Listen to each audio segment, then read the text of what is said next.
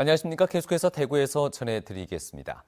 오늘 대구와 경북 지역은 아침 기온도 올겨울 들어서 가장 많이 떨어진 가운데 낮 최고 기온도 대구 3.2도, 구미가 3.4도, 안동 2.6도, 포항 4.4도로 어제보다 1, 2도 낮은 데다 바람이 강하게 불어서 많이 추웠습니다.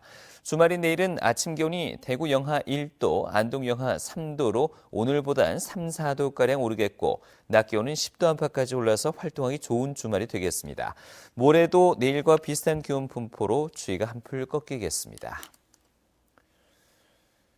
고병원성 조류인플루엔자 청정 지역이던 경북 지역에서도 AI 바이러스에 감염된 야생조류가 발견돼 방역당국의 비상이 걸렸습니다. 정부가 AI 방역 단계를 경계 단계에서 최고 등급인 심각 단계로 격상했는데요. 이번 AI 확산이 심상치 않은 조짐을 보이고 있습니다. 박재영 기자입니다. 경산시 하양읍 인근 강에서 큰 고니 사체가 발견된 건 지난 11일. 국립환경과학원이 사체를 정밀 검사했더니 H5N6 AI 바이러스가 검출됐습니다. 고병원성 여부는 아직 결정되지 않았지만 행정당국은 AI 확진 매뉴얼대로 조치하고 있습니다. 경상북도와 경산시는 이곳을 중심으로 반경 10km 이내 지역을 방역 지역으로 설정하고 이동 통제 초소도 운영에 설치할 방침입니다. 소독도 병행함과 동시에 가금 이동 통제를 좀 하게 됩니다. 닭은 일주일이고 오리는 14일 동안 이동 통제 들어갑니다. 이번 AI 바이러스 H5N6형은 지난 2014년 발생한 H5N8형 바이러스보다 병원성이 더 강하며 전파 속도도 빠른 것으로 추정됩니다. 첫 번째는 반격이 늦었고 두 번째는 바이러스 자체가 지금 너무 강력하다는 얘기예요. 강하다는 병원성이 아주 강하다는 얘기예요. 정부는 지역 간 AI 바이러스 수평 전파가 확인되고 영남 지역에 AI 발생 우려가 더 커지고 있다며 AI 방역 단계를 최고 등급인 심각 단계로 격상했습니다. 경상북도도 가장 높은 수준의 방역 대책을 마련하고 있습니다.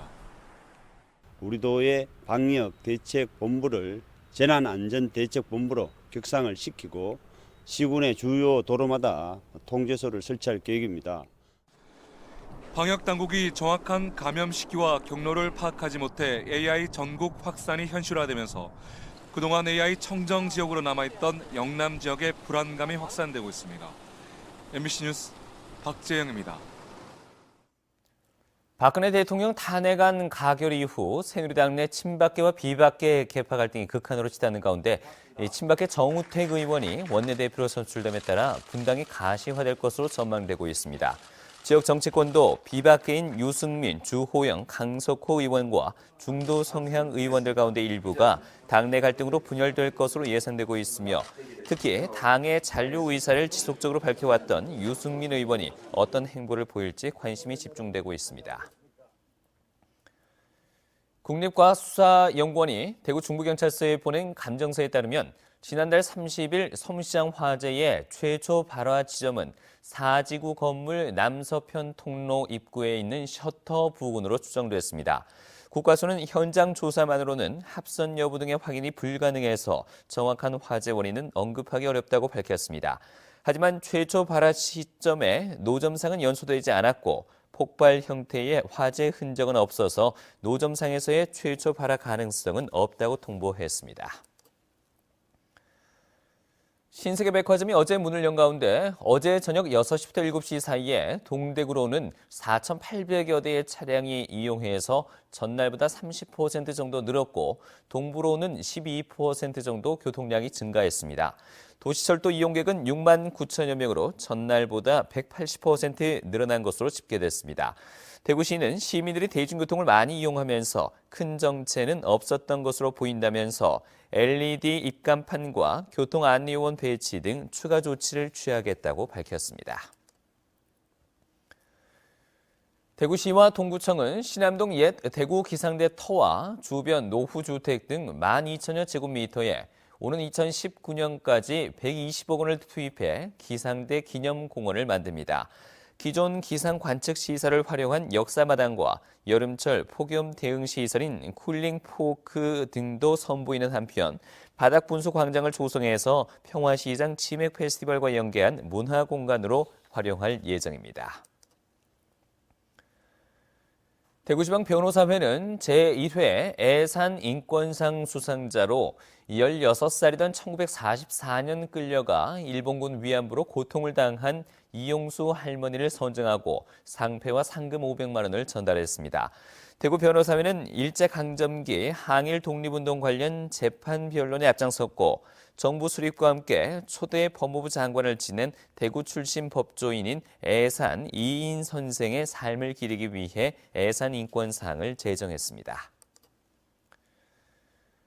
영양경찰서는 경북 지역 첫 김영란법 위반 신고 사례인 영양군수배 골프대회가 민간단체인 영양군 골프협회가 주최했고 금품을 준 개인과 영양군에 특정 요구가 있었다고 보기 어렵다며 불기소 의견으로 검찰에 송치하기로 했습니다. 지난 9월 30일 영양군 골프협회가 주최하고 영양군이 후원한 이 골프대회에서 협찬으로 골프용품과 냉장고 등을 받았다가 돌려줘 김영란법을 위반했다는 신고가 들어왔습니다. 대구지방법원 제11형사부 김기현 재판장은 조희팔의 범죄 수익금을 관리하며 일부를 횡령한 혐의로 기소된 69살 장 모 씨에게 피해 규모가 크고 죄질이 나쁘다면서 징역 7년을 선고했습니다. 장 씨는 2008년 3월 조희팔이 범죄 수익금으로 김천 대신 도시개발 사업에 투자한 290억 원 가운데 28억 9,500만 원을 횡령하고 조희팔을 소개하고 자금 유치를 도와준 오모 전 검찰 서기관에게 2억 원의 뇌물을 준 혐의를 받고 있습니다. 지금까지 대구였습니다.